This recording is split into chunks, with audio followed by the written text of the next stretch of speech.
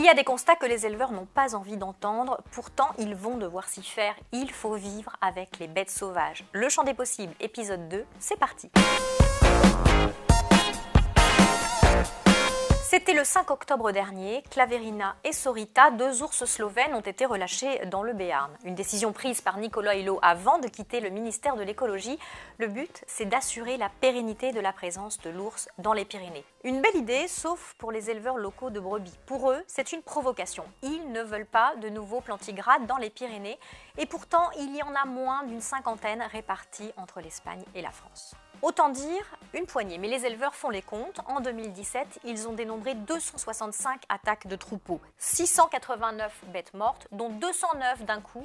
Elles sont tombées d'une falaise de peur. Alors pour les éleveurs, c'est toujours un traumatisme. Bien sûr, ils sont indemnisés, mais c'est quand même une perte de leur travail de sélection des animaux et bien sûr, un manque à gagner économique. Quand ce n'est pas l'ours qui rend les éleveurs furieux, c'est le loup. Il prolifère vite en France, c'est vrai. On en compte entre 350 et 460 le long des frontières est de la France, dans tout l'arc alpin, mais ils vont jusque dans les Pyrénées, jusque dans le Massif central. Il y en aurait environ 50 meutes. Et là, les dégâts sont à une autre échelle. On a compté 12 000 brebis mortes en 2017, 3,5 millions d'euros d'indemnisation. Et contre les loups, on ne peut pas faire grand-chose. Si contre les ours, les chiens de berger sont efficaces, les loups, eux, ne reculent ni devant les chiens, ni devant les enclos.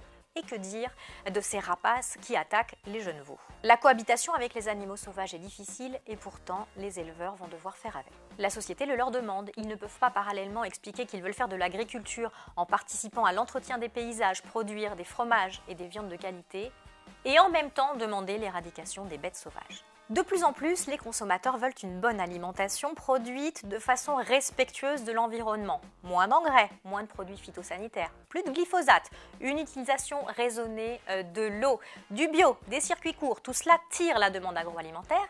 Les consommateurs aujourd'hui veulent savoir comment est produite leur nourriture et ce qui est nouveau, c'est qu'ils sont même prêts à payer pour cela. Le corollaire, c'est qu'ils ne peuvent plus entendre les discours anti-loup et anti-ours. Dans l'imaginaire collectif, avant, au temps béni de la naturalité, on faisait avec. Les moments où on a fait sans étaient les années 70 où on a commencé à produire un peu tout et n'importe quoi de façon industrielle et pas toujours dans de bonnes conditions environnementales. La nouvelle modernité, c'est de vivre avec les bêtes et cette fois-ci, c'est l'homme qui va devoir s'adapter.